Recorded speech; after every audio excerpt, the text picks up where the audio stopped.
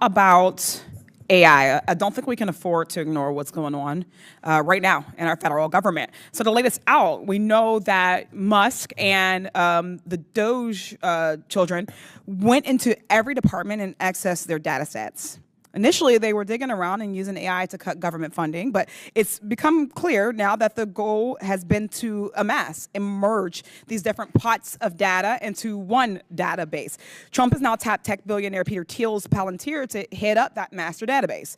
We're not talking about just intergovernment memos here in the database. We're talking about American social security numbers, home addresses, credit card numbers, medical diagnoses, and more.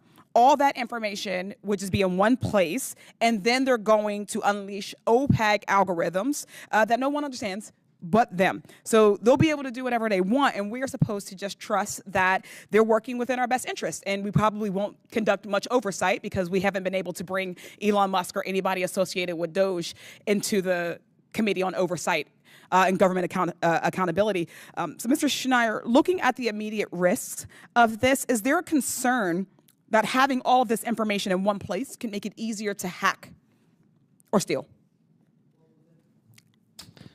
Well, that is the fear, that we keep this data separate for partially security reasons. I mean, there's a reason why that when data is shared between agencies is done under certain rules and why there are security protections around the data. So it's the data being consolidated that is a risk. Also the data leaving the government databases where they were, that's the risk. They're being moved into private companies. They're being used by algorithms. Well, you said no one understands but them. It's actually worse than that. No one understands, including them.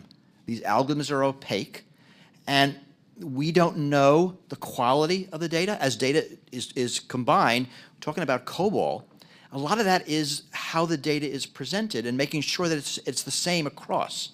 In my initial statement, I talked about that story about 150-year-olds getting Social Security. Yes. That was a problem with understanding how the COBOL wasn't coded. Certainly. And if you don't know that, you're going to have bad inferences that no one's going to understand and no one's going to check. Thank you. So beyond the concerns with the data all being in one place, less secure place, we also need to be concerned about with what Trump and these tech billionaires are going to do with that data.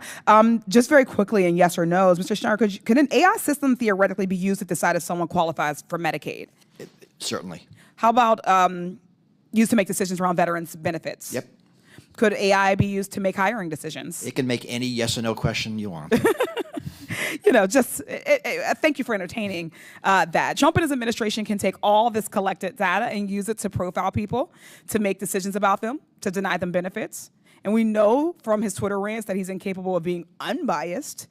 Then they're trying to prevent any state-passed guardrails on AI through the provision in the reconciliation bill that you guys unseriously call the big, beautiful bill.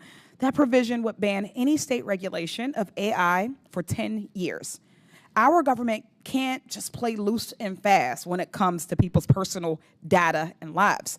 We've already seen the consequences of improperly deployed AI. Michigan had to refund $21 million to residents who were wrongfully accused of unemployment fraud from their AI system.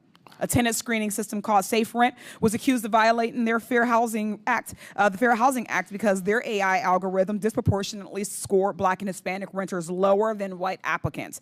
Most of this technology is still so new and needs time to be vetted and improved. Look at what happens when AI is used just in government reports. The Make America Healthy Again report cited to multiple studies that didn't exist.